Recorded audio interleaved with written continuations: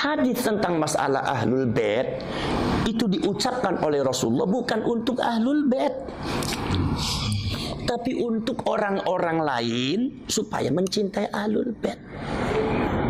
Jadi kalau demikian berarti ahlul bait, apalagi oknum-oknum habaib yang mengaku dirinya cucunya Rasulullah, itu jangan sekali-kali menggunakan hadis ini di depan orang lain, karena ini hadis bukan untuk Anda, ini untuk orang supaya mencintai ahlul bait.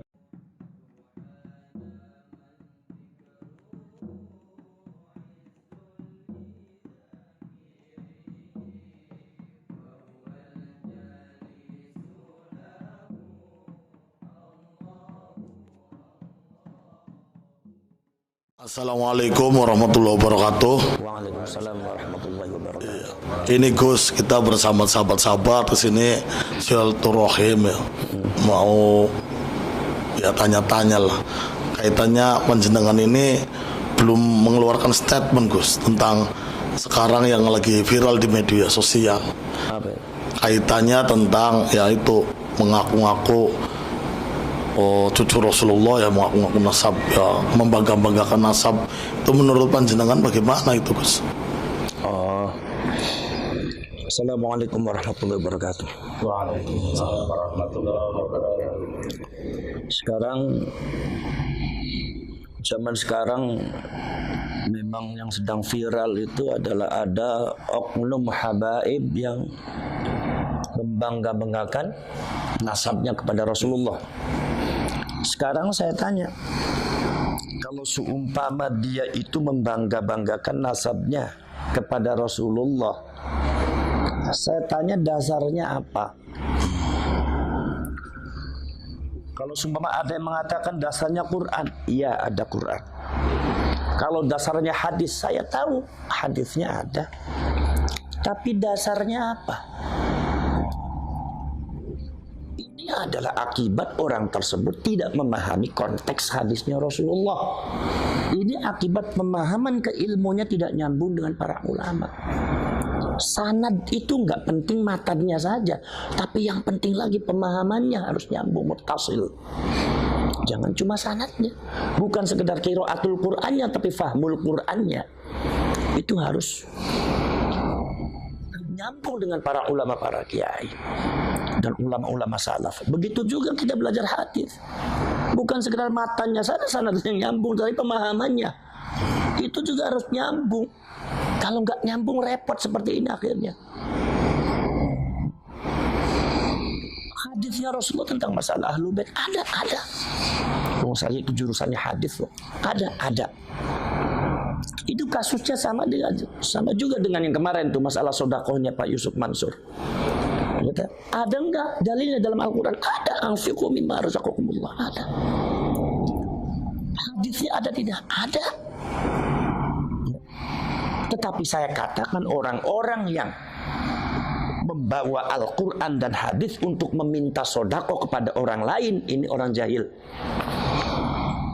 Kalau ada oknum habaib atau orang yang mengaku dirinya cucunya Rasulullah, membangga-banggakan nasabnya di depan orang lain, ini orang jahil. Orang yang sanad keilmuannya, pemahaman keilmuannya tidak nyambung dengan ulama-ulama salaf. Jadi nggak seperti itu. Kalau dibilang hadisnya ada. Cuma Anda harus tahu bahwa hadis itu ada tempatnya. Quran itu ada tempatnya. Likulli maqalin maqam. Setiap semua ucapan itu ada tempatnya.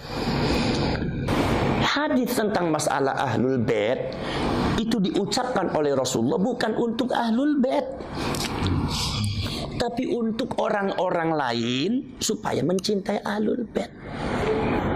Jadi kalau demikian berarti ahlul bait, apalagi oknum-oknum habaib yang mengaku dirinya cucunya Rasulullah, itu jangan sekali-kali menggunakan hadis ini di depan orang lain, karena ini hadis bukan untuk Anda, ini untuk orang supaya mencintai ahlul bait. Contohnya begini, Al-Quran dengan hadis tentang masalah fadilah sodako itu bukan untuk orang yang minta sodako, tetapi untuk orang yang mau memberi sodako. Jadi jangan sekali-kali Anda itu kalau cuma membuat proposal atau ingin dapat sodako dari orang lain, itu kemudian dalilnya Al-Quran dan hadis ini. Ini namanya godam orang suruh sodako dengan Al-Quran dan hadis. Inilah orang jahil, orang sesat, orang yang pemahaman dan penalaran keilmuannya tidak mutasil, tidak nyambung dengan para ulama salafus saleh, tidak nyambung. Maka dari itu jangan sampai seperti itu. Jadi jangan sampai ini disalahgunakan orang lain. Mengaku dirinya bahwa saya itu ini kata Rasulullah seperti ini sekarang. Loh, ini hadis bukan untuk Anda. Ini hadis untuk orang supaya mencintai Ahlul Bait. Apalagi nasab daripada Ba'alwi ini lagi dipermasalahkan, ya kan? Masih banyak dipermasalahkan, ya. Nah ini makanya jangan suka seperti itu. Ini bisa-bisa menjatuhkan nilai daripada hadisnya Rasulullah itu sendiri. Nilainya jadi jatuh gara-gara Anda, karena Anda salah menempatkan. Nilai Al-Quran dan hadis tentang sodako bisa-bisa jatuh gara-gara Anda, karena Anda tidak bisa menempatkan. Akhirnya orang ketika didalili itu nggak mempan. Kenapa? Ya gara-gara Anda itu menyalahgunakan hadis dari Al-Quran dan Al-Quran, menyalahgunakan dalil untuk tujuan yang tidak benar dan ditempatkan pada tempat yang tidak benar. Makanya saya harapkan orang-orang semacam itu ngaji dulu lah. Gak usah banyak bicara Quran dengan hadis tuh. Anda itu baca Qurannya saja masih belang-belentung, nggak pakai tajwid. Baca kitabnya saja udah dengan santri. Saya lebih pintar santri saya. Udah, apalagi nahwu sorof dengan balaghah. Ya. Jangan dibilang nahwu sorof itu nggak penting. Penting. Anda mengatakan tidak penting, tapi ulama mengatakan wa nahwu aula awalan ayyu'lama idzil kalamu dunahu lam yufhama. La yufhamatul lan tu linafil abad. Tanpa nahwu sorof, maka Quran dan hadis tidak mungkin bisa dipahami dengan benar. Mungkin Anda bisa paham, tapi nggak benar. Contohnya, ya seperti tadi, membanggakan nasab dengan hadisnya Rasulullah, meminta sodakoh dengan hadisnya Rasulullah dan Al-Quran. Ini gara-gara Anda tidak benar memahaminya. Kenapa? Anda tidak belajar, ilmunya tidak nyambung, pemahaman Quran dan hadisnya tidak nyambung dengan ulama salaf. Inilah perlunya sanad di dalam Nahdlatul Ulama di pesantren itu selalu ada. Bukan sekedar matanya saja, tetapi juga adalah pemahamannya. Jadi jelas nggak benar kalau ada habaib semata itu penyelewengan makna hadis. Itu bisa disebut bisa penipuan atas nama agama itu. Nggak boleh. Seperti halnya juga oknum-oknum yang meminta sodako untuk menggunakan Al-Quran hadis. Ini sudah penipuan mengatasnamakan agama. Ini sudah penyelewengan makna dalil ini. Nggak boleh seperti itu. Dosa, wah dosa, jelas dosa. Sangat berdosa sekali. Tapi kalau orang semacam itu yang nggak ngaku dosa, udah biarin aja. Urusan dia dengan Allah, ya orang jahil namanya juga. Orang jahil itu yang nggak tahu kalau dirinya salah juga nggak tahu. Nah itu seperti itu cara. Makanya belajar dulu lah yang benar. Belajar hadis yang benar, nahwu sorof yang benar. Nahwu sorof yang benar. Jangan dibilang, oh itu kan rafa' nasab kan sama aja itu biasa. Jangan Anda bilang biasa. Innallaha bari'um minal musyrikin wa rasulah. Ini harus wa rasulah. Sesungguhnya Allah dan Rasulnya tidak bertanggung jawab terhadap orang-orang musyrik. Coba kalau dibaca wa rasulih, innallaha bari'um minal musyrikin wa rasulih. Jadi sesat. Sesungguhnya Allah tidak bertanggung jawab terhadap orang musyrik dan Rasulnya. Berarti Rasulnya berarti sesat. Ini pemahaman salah gara-gara apa? I'rabnya salah. Makanya yang namanya i'rab itu sangat penting di nahwu sorof itu. Belajar nahwu sorof dulu lah. Kalau Anda itu baca antara fa'il dan maf'ulnya nggak benar, baca bagaimana itu sighat fa'ala yufa'ilu, mana yang harus fa'ala, mana yang harus af'ala, mana yang harus majhul, mana yang maklum. Anda belum tahu, ya udah Anda jangan mendebat para ulama, para kiai lah. Orang jahil Anda tuh. Orang jahil nggak usah bicara, nggak bicara agama, nanti rusak agamanya nanti. Gara-gara Anda tuh.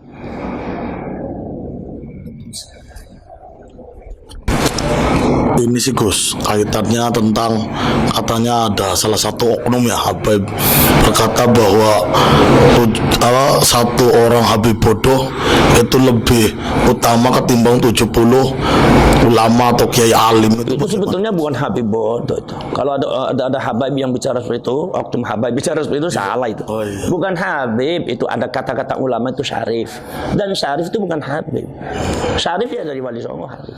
Syarif Sayyid, keturunan Sayyid bin Hasan. Kalau Habib keturunannya dari Habib Alwi. Ba'alwi ini masih banyak diragukan oleh beberapa nakobatul asyraf. Jadi syarif di sini jangan dimaknakan Habib. Satu. Nomor dua, ini makalah dari siapa? Kalau hadis dari siapa ini? Ini perlu dikritisi. Jangan sampai makna makalah, apalagi makalahnya ulama atau hadis dhaif, ternyata maknanya mukhalifun linnas, bertentangan dengan nas Al-Quran, bertentangan dengan nas hadis yang lebih sahih. Sekarang saya tanya, Anda tuh belajar sama orang bodoh, belajar apanya? Sampai belajar Al-Quran sama orang yang bodoh akal Al-Quran, belajar apanya? Kira-kira dapat Al-Qurannya benar apa tidak? Enggak. Bacaannya benar apa tidak? Maknanya, fahamannya, pemahamannya benar apa tidak? Belajar jadi bodoh-bodoh, belajar apanya? Ini berarti hadis ini kalaupun dhaif, kalau pilih hadis dhaif, mukhalifun linnas, itu bisa dianggap batal. Maudhu. Bukan maudhu. Beda lagi kalau maudhu. Anda kalau nggak ngerti hadis jangan bicara hadis. Seperti itu. Ya, jadi artinya apa namanya? Kalau Anda itu kalau semua belajar pada orang alim yang benar ya Rasulullah itu. Belajar sama orang alim. Al ulama warasatul anbiya, bukan al habaib, bukan al quraba yang dekat, bukan. Al ulama warasatul anbiya, itu yang harus diterima kita. Siapapun yang alim, baik itu dari zurriyatul rasul atau bukan zurriyatul rasul, belajarlah kalian kepada orang alim. Ya, kalau ada zurriyatul rasul enggak alim, ya jangan belajar, tapi kita tetap menghormati sebatas penghormatan biasa, jangan terlalu hulat. Jangan terlalu keterlaluan. Sebab nanti hulat itu jelas nggak bagus. Innallaha la yuhibbul mu'tadin. Gusti Allah itu tidak menyukai orang-orang yang melewati batas, melampaui batas, keterlaluan apa sehingga seolah-olah selain ini salah semua. Yang benar adalah ini, nggak boleh seperti itu. Ya. Itu. Dah. Ada lagi? Ada lagi, Gus. Ya. Ada yang mengatakan bahwa keabsahan nasab Balawi itu diragukan, yaitu dari Kiai Imaduddin Usman Al-Bantani. Beliau mengeluarkan sebuah tesis ilmiah tentang nasab, bahwa nasab Ba'alawi itu tidak nyambung kepada Rasulullah. Sementara kita tahu bahwa di nasab Ba'alawi itu kan juga banyak ulama-ulama besar, Gus. Salah satu contoh dari Habib Ali Kuitang, Habib Soleh Tanggul, nah yang masih hidup Habib Lutfi, juga Habib-Habib lainnya. Apakah itu kalau kita ikut meragukan, apakah tidak dikatakan su'ul adab, Gus? Mohon pencerahannya. Ya begini. Jadi Anda jangan merancukan antara kajian hasil ilmiah dengan adab. Itu beda. Kalau Kiai Imaduddin yang saya lihat itu kajian ilmiah. Jadi kalau Anda membantah ya secara ilmiah. Kalau kajian ilmiah ternyata dapatnya tidak sesuai dengan apa yang sudah ditetapkan, nggak jadi masalah. Wong itu masalah ilmiah, masalah biasa ilmiah. Tidak ada kaitannya dengan adab dan akhlak. Kalau Anda bicara masalah debat ilmiah, kemudian Anda kalah, kemudian Anda menggodamnya dengan adab dan akhlak. Ini sistem seperti ini yang dipakai oleh Fir'aun. Fir'aun itu pada waktu debat dengan Nabi Musa, ketika ditanya, Musa, kamu itu Tuhannya siapa? Kata Nabi Musa, Tuhan saya yang bisa menghidupkan, yang mematikan. Tuhan saya ada yang bisa menghidupkan, mematikan. Kemudian tiba-tiba Fir'aun menghadirkan dua orang, yang satunya dibunuh, yang satunya dihidupkan. Kata Fir'aun, wa ana uhyi wa umit. Saya juga menghidupkan tuh, saya juga bisa mematikan. Artinya kalau memang Tuhan kamu adalah menghidupkan dan mematikan, saya juga bisa. Akhirnya kata-kata Nabi Musa apa? Tuhan saya adalah Tuhan yang bisa memindahkan matahari dari timur ke barat dan mendatangkan bulan ketika malam dan melenyapkan ketika siang. Tuhan saya Tuhan yang bisa menggeser matahari. Di situ Fir'aun lemah, logikanya kalah, debatnya kalah. Lah Fir'aun baru menggodamnya dengan apa? Ya dengan kayak tadi, otoritas. Musa, ya, kamu tuh kurang ajar. Bukankah kamu telah diurus sama saya dari kecil? Kamu kan diurus sama saya dari kecil. Begitu besar kamu kurang ajar sama saya. Boro-boro kamu terima kasih. Lah, Fir'aun itu merancukan antara debat ilmiah ya dengan otoritas. Ini bukan bicara masalah otoritas Nabi Musa itu menghormati atau tidak, tetapi ini adalah masalah ilmiah. Ketika Fir'aun tanya seperti itu, ya Nabi Musa jawab. Ketika Nabi Musa itu memenangkan perdebatan itu, maka Fir'aun menggodam Nabi Musa dengan otoritas. Jadi itu caranya Fir'aun mengalahkan orang. Jangan seperti itu. Anda mau begini, seumpama saya urusan dengan santri saya, begitu urusan sayanya kalah, saya bilang kamu kurang ajar sama guru. Bukankah saya itu ngajar kamu dari mulai kamu nggak bisa sampai sekarang besar, begitu besar kamu sekarang tentang saya. Lah nggak boleh seperti itu.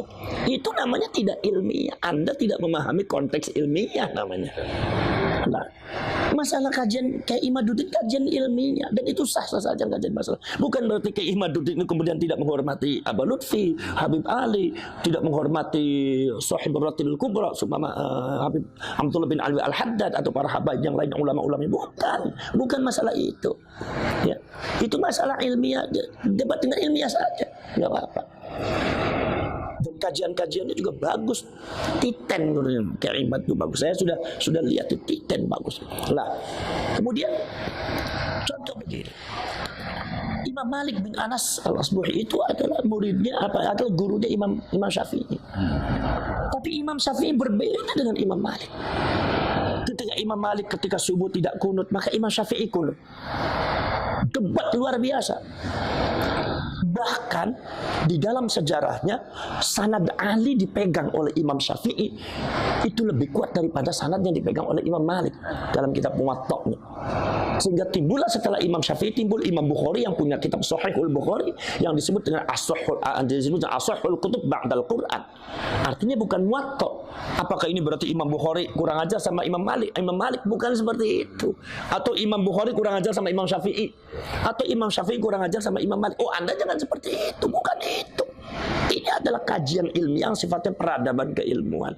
Ya, ilmu harus dinamis, harus maju, harus dinamis. Dan ini di Indonesia saya lihat fenomenanya bagus. Jangan dianggap negatif, ini justru bagus tuh. Dulu perdebatan semacam ini ada di Mesir. Sekarang Mesir mungkin sudah mulai mulai kendor. Sekarang di Indonesia bagus.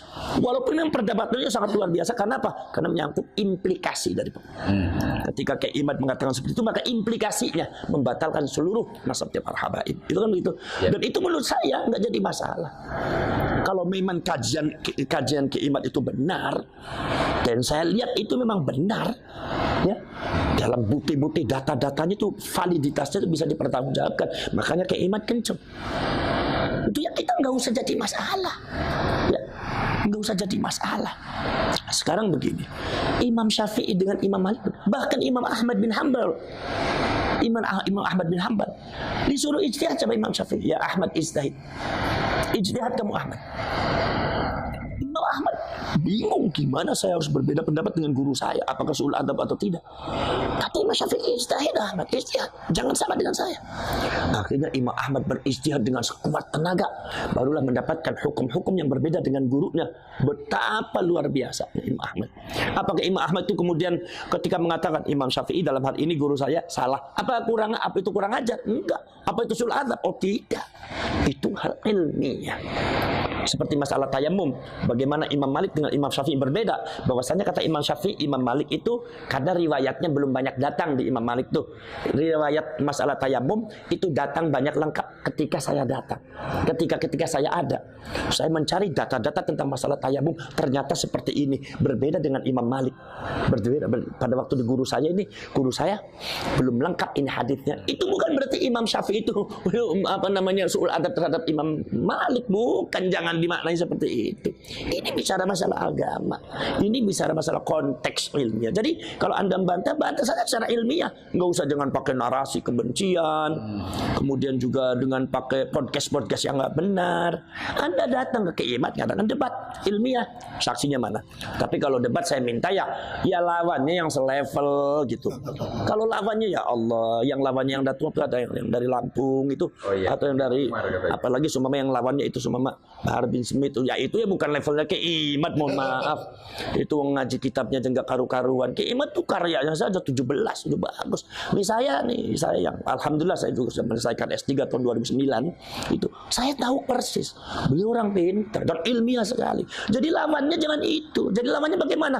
Lawannya saya minta ke Imad kalau seumpama diajak debat ya sama orang-orang yang kredibilitas keilmuannya tidak ada, jangan mau. Buat apa debat dengan orang jahil? Ya omongannya nggak karuan, akhirnya jadi fitnah. Namanya orang jahil kan ngomongnya kadang-kadang keras, kasar, kadang nggak bagus. Sayang keimatnya, sayang keilmuannya. Debatlah dengan orang yang kredibilitasnya terjamin, minimal dengan Robitoh Alawiyah, ulama-ulamanya. Kumpulkan, debat di situ. Itu namanya ilmiah, itu bagus. Kalau semua dekat dengan orang-orang yang ya Allah, ya mohon maaf itu. Saya juga bisa membaca dari karakternya, dari cara bicaranya. Ini orang nggak ilmiah, ngapain juga debat dengan orang semacam itu. Orang jahil nggak usah diladeni. Kalau orang jahil itu nggak usah, itu nggak ada manfaatnya, biarin aja. Di atas ada Allah Subhanahu Wa Taala. Nggak usah jadi pikiran dan jadi apa. Yang penting keimat tetap pada itu. Dan saya dukung ya perjuangannya keimat tuh. Kalau memang itu, kenapa? Karena ini persoalannya bukan masalah persoalan keimat. Kalau Anda mengatakan itu masalah keimat, oh bukan, Anda salah paham. Itu sejak dulu sudah ada. Sejak zamannya abad ke-8 Imam Fakhruddin Ar-Razi sudah menyatakan bahwasanya Sayyid Ahmad tidak memiliki orang yang bernama anak yang bernama Abdullah. Sehingga pada waktu abad ke-13 Syarif Aunur Rafiq, penguasa Hijaz ketika itu dari Syarif Al-Hasani, itu melarang kaum Ba'alwi memakai nama Sayyid dan Syarif. Kenapa melarang? Karena beliau raja.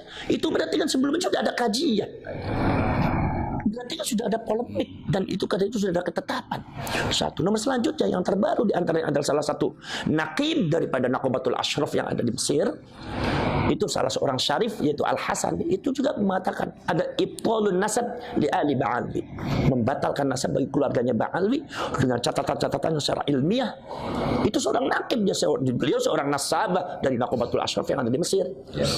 Mengatakan bahwa itu nasabnya Ba'alwi, kesimpulannya nasabnya Ba'alwi dari beberapa faktor-faktor yang sudah saya jelaskan, katanya nasabnya Ba'alwi itu adalah batilun ghairu sahihin, sudah batil ghairu sahih lagi. Berarti artinya apa? Kalaupun ada perdebatan, itu karena apa? Menurut mereka para nasabah yang ada di internasional khususnya Nakobatul Ashraf, semua baik ada di Irak ataupun ada di Irak atau ada di Mesir, itu mengatakan bahwasanya adanya nasab nyambung Ba'alwi adalah klaim sepihak dari Ba'alwinya atau dari ulama-ulama yang ada hubungan emosional dengan Ba'alwi, ya seperti yang dikemukakan oleh Kiai Imaduddin. Memang itu ada benarnya, karena yang berpendapat begitu bukan Kiai Imad aja, dari dulu ada. Saya juga waktu kecil sudah ada beberapa mbah saya dan dikasih tahu sama abah saya bahwasanya Ba'alwi itu memang terputusnya di Abdullah dan Ubaidillah. Saya saja waktu muda udah tahu seperti itu. Dan sebelum viral masalah ini belum ada, saya udah tahu bahwa itu sudah ada masalah. Jadi artinya ya Anda nggak usah debat dengan Kiaimat, debat dengan semuanya, termasuk dengan Syarif Aunur Rafiq, Nakobatul Ashraf yang ada di Mesir, yang ada di Irak, dan yang lainnya, Imam Fakhruddin Ar-Razi. Itu jadi artinya ini masalah ilmiah, dan menurut saya nggak jadi masalah mau nyambung atau tidak. Yang penting artinya ketika ilmiah itu dikemukakan, itu Anda jangan bicara bahwa oh itu berarti kurang ajar sama ulama ini. Bukan. Namanya Aba Lutfi, namanya Habib Ali Kuitang, apalagi ya, kemudian Habib Abdullah bin Ali Al-Haddad Sahibul Ratib, kemudian seumpama para Habib Umar bin Hafiz, itu mereka adalah ulama-ulama besar. Itu mereka adalah waliullah, ulama besar, banyak muridnya, sahibul karamah wal barakah. Tidak berkurang karamahnya walaupun semua nasabnya nggak nyambung juga. walaupun menurut kajian ilmiah nasabnya nggak nyambung, itu tidak berkurang. Mereka tetap orang mulia, orang alim yang kita patut meminta barokahnya, meminta karomahnya, meminta apa namanya, fuyudatul ilahiyah, yaitu anugerah-anugerah dari Allah Subhanahu wa taala. Karena kaum Ba'alwi ini kalau seumpama dari segi nasab itu tidak nyambung, itu menurut saya nggak usah jadi masalah. Karena kemuliaan kaum Ba'alwi itu bukan terletak pada itu saja. Kaum Ba'alwi itu saya lihat sejarahnya itu ternyata banyak minal mutasawwifin, banyak kaum sufi. Maka rotib pun banyak tuh, rotibul hatab, rotibul atas, rotibul sakron, itu semua dari kaum Ba'alwi semua. Dan banyak jadi orang alim, dan banyak aulia, wali-wali. Habib Soleh Tanggul jadi waliullah, Habib Husain lalu terus jadi wali, banyak waliullah itu. Jadi artinya tidak akan berkurang lah. Nah, itu maka dari itu kita tetap menghormati Ba'alwi, ulama-ulama yang alim. Nah, tapi kalau ada oknum Ba'alwi yang kadang-kadang berbuat tanpa tidak ada sopan santunnya, tidak ada akhlaknya, baru itu kita harus dihentikan. Kalau nggak dihentikan ini bahaya. Anda jangan macam-macam di sini, karena Anda kisahnya betul. Kenapa? Karena dari Ba'alwi itu bukan yang jadi masalah di Indonesia, dan bukan ya, khususnya di Indonesia itu adalah bukan masalah nasab saja, sejarah kedatangannya pun sudah bermasalah. Bagaimana Habib Utsman bin Yahya Mufti Betawi ya yang digaji oleh Belanda, kemudian beberapa fatwanya banyak bertentangan dengan ulama-ulama yang sudah ada, bahkan melemahkan, padahal beliau datangnya tahun abad ke-18. Ya kan? Beliau datangnya barusan dipanggil oleh Belanda, sementara ulama-ulama yang keturunan Wali Songo sudah ada. Ya kan? Bagaimana Syarifah Fatimah, di mana Syarifah Fatimah bekerja sama dengan dengan Belanda untuk mendapatkan Kesultanan Banten. Di mana keturunan aslinya yang dari Banten itu yang anak terbesarnya itu dibuang di Ambon, sementara dari Syarifah Fatimah Abdullah dijadikan Sultan oleh Banten, dan akhirnya mendapatkan masalah. Akhirnya malah Belandanya akhirnya menghukum Syarifah Fatimah dengan Syarif Abdullah. Karena apa? Karena kalau di mata Belanda karena sudah tidak bisa bermanfaat lah, makanya harus dihukum. Sebetulnya kalau masih punya kekuatan yang akan digunakan. Bagaimana Habib Abdurrahman Al-Masyhur Az-Zahiri yang ceritanya kontroversial di Aceh, di mana mengkhianati perjuangannya orang Aceh, bekerjasama dengan orang dengan beberapa oknum dari India. Dan bagaimana yang lainnya ini juga datangnya bermasalah ini. Alam dari Hadramaut tuh, ya. Nah ini. Maka dari itu ini bermasalah. Udah datangnya bermasalah, mereka dijadikan masyarakat strata nomor 2 setelah Belanda. Sementara masyarakat Indonesia ketika zaman Belanda dijadikan strata yang paling bawah. Jadi Anda jangan sampai di bawah sampai sekarang itu. Sekarang udah merdeka. Sekarang Belanda udah nggak ada. Jadi Anda strata seperti itu jangan dibawa-bawa. Anda jangan membanggakan diri, merasa dirinya adalah di atas orang pribumi. Lah salah Anda, berarti Anda masih membawa misi Belanda. Jadi menurut saya itu fakta sejarah, bukan provokasi. Itu fakta sejarahnya seperti itu. Dan itu fakta sejarah tentang nasabnya seperti itu. Tinggal Anda transformasi. Kaum Ba'alwi itu mengadakan transformasi. Tunjukkan kepada masyarakat bahwa kami tidak seperti itu. Bahwa kami sekarang tidak seperti itu. Dulu sama Belanda iya, tapi sekarang kami niat untuk setia kepada Indonesia. Dan jangan buat provokasi dan buat kerusuhan, kegaduhan ada di Indonesia. Ingat loh, kalau seandainya ada kegaduhan di Indonesia, sejarah Anda seperti itu, Indonesia tidak pernah pandang mundur. Indonesia itu banyak pejuang-pejuang yang tidak pernah takut sama siapapun. Dari mulai Aceh, dari mulai Makassar, dari mulai Sumatera, dari mulai Jawa, dari mulai Sunda, dari mulai Jawa Timur sampai Madura, dari Kalimantan, Sulawesi. Semua itu adalah para pejuang-pejuang yang tidak pernah mundur, tidak pernah takut sama siapapun.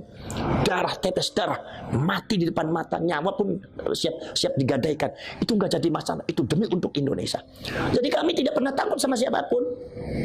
Kalau Anda seumpama tidak mau berbuat benar di negara kita, kalau Anda tidak mau menghormati adat budaya dan menghormati tokoh-tokoh kita yang ada di Indonesia ini, dan Anda melakukan tindakan-tindakan yang tidak terpuji di Indonesia ini, awas, hati-hati, akan menghadapi seluruh rakyat Indonesia akan bergerak.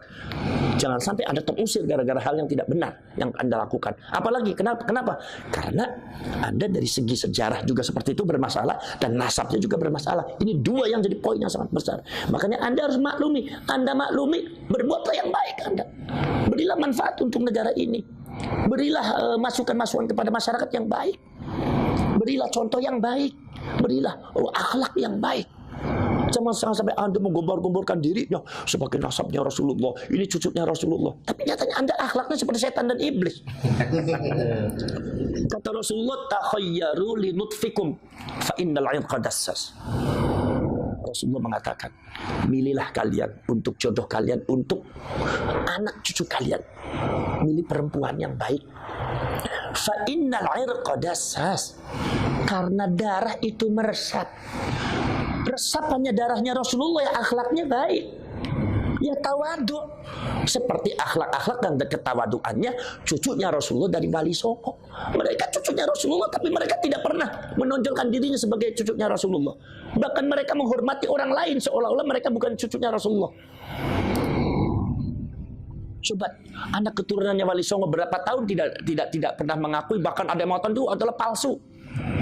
Apakah bergejolak? Tidak, biasa saja. Kenapa? Karena kemuliaan bagi kami bukan terletak pada nasab. Maniftakhara bin nasabi wal abad dhahabat barakatuh. Barang siapa yang sombong akan nasabnya dan menyombongkan bapaknya dan nasabnya, maka hilang barokahnya. Kami tidak akan seperti itu.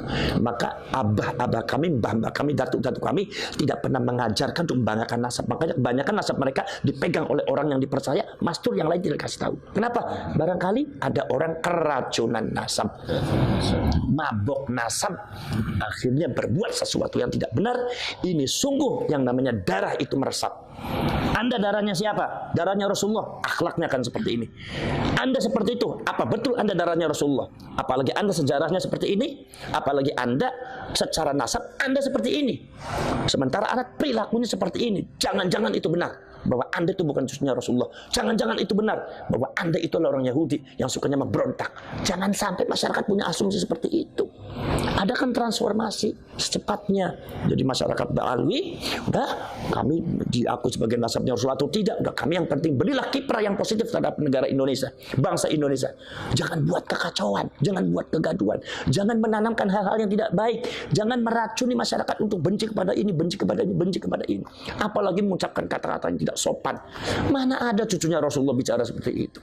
Jadi akhirnya masyarakat sudah asumsi udah jelek bahwa oh ini akan seperti berarti seperti ini berarti. Karena fa innal 'irqa dassas, yang namanya darah itu meresap. Anda resapannya dari siapa? Kalau dari Rasulullah akan seperti ini. Karena akhlaquhul Quran, akhlaknya Rasulullah adalah Al-Quran. Ya kan? Rasulullah dibanggakan oleh Allah Subhanahu wa taala, fa innaka la'ala khuluqin 'azim. Akhlaknya Rasulullah menonjol ke akhlaknya. Maka yang meresap kepada anak cucunya adalah akhlaknya. Kalau Anda akhlaknya mukhalifun lir Rasul, ada seorang laki-laki mengaku dirinya di dalam dirinya ada darahnya Rasul, tapi akhlaknya, sifatnya, tingkah lakunya, pola hidupnya bertentangan dengan Rasul, siapa yang mau percaya? Dasasnya kemana ini? Ya. Jadi seperti itu. Jadi masalah keimat ya ada ilmiah saja. Bukan berarti keimat itu menabrak ini. Ilmiah aja, ada ilmiah aja. Karena apa? Karena masalah itu bukan masalah keimat aja, itu masalah dari dulu udah ada. Itu masalah. Jadi Anda jangan mengatakan itu masalah keimat, bukan, dari dulu sudah ada. Cuma keimat itu hanya memunculkan tesisnya. Jadi tesis ilmiah. Jadi Anda kalau mau mendebat ilmiah lewat keimat, yang Anda debat bukan sekeimat saja, termasuk Imam Fakhruddin Ar-Razi, Syarif Aun-Rafiq dan ulama-ulama Hijaz zaman dulu, termasuk Naqubatul Ashraf. Kalau memang ilmiah silakan, pertahankan. Ya. Jadi jangan menjelekkan dengan narasi-narasi kurang bagus. Menurut saya ini perkembangan sebetulnya keilmuan yang sangat baik sekali untuk rakyat Indonesia. Sehingga rakyat Indonesia semakin dewasa dan semakin pintar. Itulah Indonesia, hebatnya begitu. Terus ya.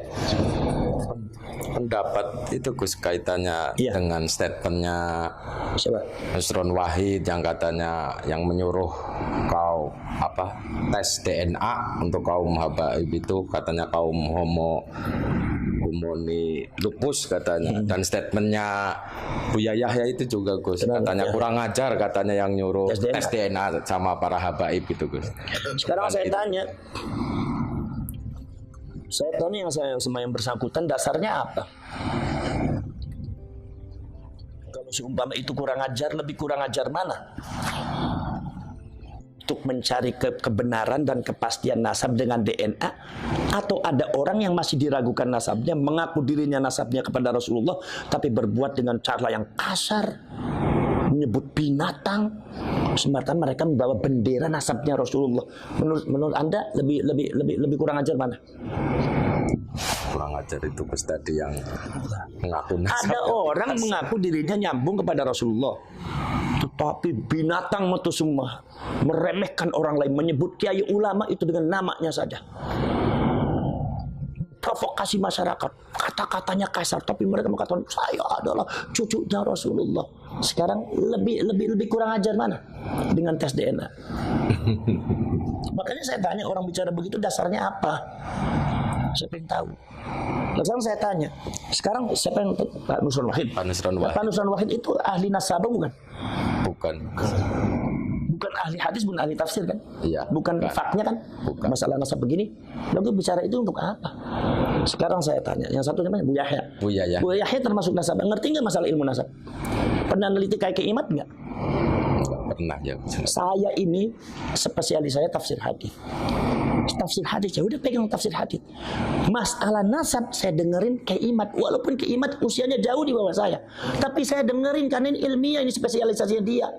Saya tidak berhak untuk menyalahkan, karena spesialisasi saya adalah tafsir dengan hadis. Ini namanya konteks ilmiah. Makanya saya tanya, kalau seumpama Bu Yahya mengatakan seperti itu, dasarnya apa sampai bisa begitu? Sampai pernah neliti kayak Imat belum? Belum pernah. Untuk apa bicara seperti itu? Itu membuat fitnah, itu seperti itu. Itu namanya yang disebut sama saya narasi nggak benar. Kalau Pak Nusron Wahid dasarnya apa? Sampai itu meneliti nasab enggak? Masalah-masalah DNA enggak? Apalagi pernyataannya Pak Nusron itu bertentangan dengan hasil bahsul masail, masalah tes DNA itu boleh di zaman NU. Lah, Anda sebagai waketum tapi Anda nggak ngerti masalah perkembangan di NU, buat apa Anda jadi waketum? Seharusnya kan nggak seperti itu. Tanya dulu, fas'alu ahla dzikri in kuntum la ta'lamun. Kalau Anda belum tahu, jangan langsung menjustifikasi seperti ini. Tanya dulu yang pada ahli ilmu. Saya itu spesialisnya tafsir hadis. Saya masalah nasab tanya sama Kiai Imat, dengerin, menghargai. Jangan Imat salah ini. Mentang-mentang saya punya guru habaib, mentang-mentang saya itu banyak saudara yang habaib, Ba'alwi. Saya juga banyak saudara Ba'alwi, dari bin Yahya, dari Segaf, dari Al-Jufri, dari Al-Habsyi, banyak ponakan-ponakan saya. Tapi bukan seperti itu caranya. Jadi artinya jangan seperti inilah yang disebut dengan satu sikap tindakan yang tidak dewasa. Justru yang buat gaduh yang seperti ini, bukan Imatnya. Kalau Imat itu adalah sudah memenuhi konteks-konteks ilmiah. Memang dari dulu yang namanya konteks ilmiah seperti itu. Anda jangan kaget kalau jadi, apalagi Anda mengatakan orang NU, lah kok kagetan? Kok jadi orang NU kok kagetan kan sih? Jadi orang NU jangan kagetan, biasa aja. Gus Dur nggak pernah kagetan. Biasa aja kata, orang kok kagetan, benar kata Gus Dur, nggak usah kaget. Jadi apa dasarnya? Yang masalah yang berkaitan dengan tes DNA itu di bahsul masail NU sudah ada. Dari dulu sudah ada. Saya juga ikut bahsul masail kok. Sering dengan masalah tes DNA. Yang disebut kalau bahasa kitab itu al-qiyafah. Orang namanya al-qafah. Qiyafah itu boleh. Bukan wajib. Awal asal hukumnya boleh. Awas nih, boleh dulu nih. Boleh. Ketika apa? Satu. Ya, kalian di kitab Majmu' aja. Syarah Muhadzab. Ketika satu adalah adamul bayyinat li itsbatin nasab atau li ilhaqin nasab.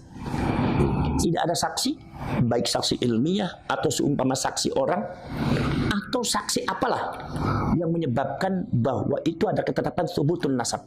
Tidak ada saksi, maka boleh dengan cara qiyafah, DNA. Kalau sekarang itu DNA. Satu. Nomor dua, ketika ta'arudul bayyinat, ada saksi-saksi tapi bertentangan. Yang satu mengatakan iya, yang satu mengatakan tidak, yang satu mengatakan batal, yang satu mengatakan tetap. Nah, ini boleh di situ pakai tes DNA. Itu asal hukumnya boleh.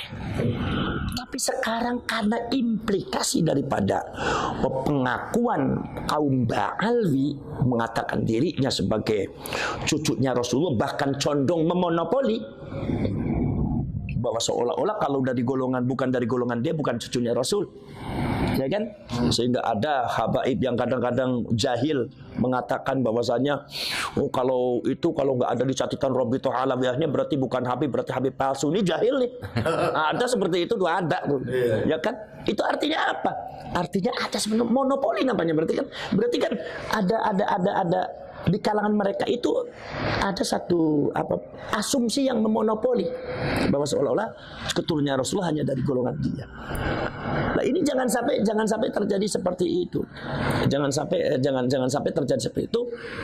Maka di sini harus boleh kalau terjadi saksi-saksinya itu terjadi perbedaan pendapat. Boleh inda ta'arudul bayyinat, maka boleh qiyafah. Boleh dengan cara tes DNA. Itu boleh. Lah cuma sekarang karena implikasinya itu sangat besar karena menyangkut fitnah umat. Di mana ketika monopoli kaum Ba'alwi cucunya Rasulullah ada beberapa oknum yang seperti itu, enggak semuanya. Oknum yang seperti itu sehingga masyarakatnya banyak yang terbawa dengan akhlak-akhlak yang tidak terpuji. Ya kita lihat aja ada beberapa kadang-kadang memanggil nama kiai, manggil nama Buya Said Agil, kadang-kadang cuma si Said. Kemudian Kiai Ma'ruf Amin dipanggilnya si Ma'ruf. Itu kan jelas ini adalah ajaran-ajaran mereka. Kan? Karena ada oknum Ba'alwi mengatakan bahwasannya kalau manggil selain kita jangan panggil kehormatannya, panggil namanya aja, kalau enggak namanya panggil si. Kita buat fitnah yang diterima oleh masyarakat. Ya Allah, ini termasuk dari oknum Ba'alwi itu. Sehingga kita sendiri bingung kenapa orang yang mengaku dirinya Rasulullah tapi kok seperti itu. Artinya ketika ini dibiarkan maka fitnahnya luar biasa. Sementara klaim mereka tetap saja bahwa Ba'alwi itu adalah merupakan sunnahnya Kanjeng Nabi. Itu karena itu. Lah maka ketika itu menghormati cucunya Rasulullah itu wajib. Zuriyahnya Rasulullah itu wajib. Maka dari itu itsbatun nasab, menetapkan nasab sebagai cucunya Rasulullah dengan wasilah-wasilah apapun, apalagi yang bersifat at-tibbus syar'i, kedokteran bersifat syariat, kata Imam Nawawi dalam kitab Majmu' seperti itu. Boleh al-isti'anah bit-tibbus syar'i, menggunakan dengan dokter yang bersifat syariah, itu boleh diantaranya dengan tes DNA. Maka ini akhirnya tes DNA yang tadinya berupa wasilah karena ini sudah mendekati implikasi daripada maksud yang karena wasilah ini kemudian sangat penting menentukan daripada maksud. Tanpa wasilah ini maksud ini maka tidak akan bisa dicapai. Bagaimana mungkin kita akan bisa menghormati Rasulullah, keturunannya Rasulullah, kalau kita tidak tahu kalau itu keturunannya Rasulullah, kalau kita masih meragukan, ya kan? Ya. Maka dari itu di sini kan akhirnya apa yang disebut dengan usul fikih adalah al-wasail fi hukmil maqasid. Akhirnya wasilah dihukumi sama dengan maksud. Ketika maksud menghormati zuriyahnya Rasul itu wajib, maka wasilah untuk mendapatkan itsbatun nasab li zuriyati Rasul itu juga hukumnya wajib. Jadi apa yang disebut oleh usul fikih yaitu adalah al-wasail fi hukmil maqasid. Wasilah bisa jadi akhirnya hukumnya sama dengan dimaksud. Dengan apa? Dengan tujuan. Jadi ketika kita itu wajib menghormati zuriyahnya Rasul, tapi kita tidak tahu, bagaimana mungkin kita bisa menghormati zuriyahnya Rasul kalau kita tidak yakin kalau itu zuriyahnya Rasul? Kalau kita tidak tahu bahwa itu zuriyahnya Rasul, maka kita ketika menghormati zuriyahnya Rasul itu hukumnya wajib. Maka wasilah untuk mendapatkan itsbatun nasab li zurriyatir Rasul juga hukumnya wajib. Akhirnya DNA itu juga akhirnya bisa jadi wajib untuk dalam rangka daf'ul fitnah, yaitu menolak fitnah, daf'ud darar, menolak bahaya. Ini kenapa? Karena ini dalam satu bingkai, satu pembahasan sejak zaman dahulu itu sudah banyak syak, keraguan, dan asyakku yuzalu. Keraguan itu harus dibuang. Ma la yatimul wajib illa bihi fahuwa wajib. Kita menghormati cucunya Rasul adalah merupakan tujuan kita, itu wajib. Tapi tidak sempurna kecuali dengan tes DNA, karena kita tidak yakin dengan literatur yang ada. Maka akhirnya hukumnya wajib juga. Ini yang disebut dengan al-wasail fi hukmil maqasid. Al-wasail fi hukmil maqasid.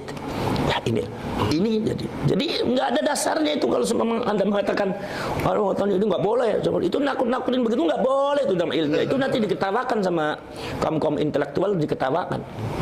Jadi orang banyak tertawa nanti. Memalukan. Jangan seperti itu. Jadi biarkan saja Kiaimat mengkaji ilmiahnya, dan itu perkembangannya terus dipantau saja. Nanti debat ilmiah bukan debat ilmiah, atau kalau semua tidak terjadi debat ilmiah seumpama ya tentang perkembangannya terus. Jangan buat narasi-narasi yang nggak benar, atau jangan hanya menghadang Kiaimat dengan podcastnya. Apalagi podcastnya itu ada yang cabutan di sini, ada yang disimpan, ada yang ditampil. Nah itu kan nggak fair itu, kayak begitu kan. Itu yang disebut provokasi. Walaupun nadanya tidak keras, tapi itu provokasi itu maksudnya. Nggak boleh itu. Itu pembohongan publik. Ya, itu kan adalah karena ini mempengaruhi semuanya. Terus ada yang lagi? Sudah. Oh ya udah. Kalau begitu udah. Ya itulah keterangan dari saya. Mudah-mudahan ada manfaatnya. Ya, assalamualaikum warahmatullahi wabarakatuh.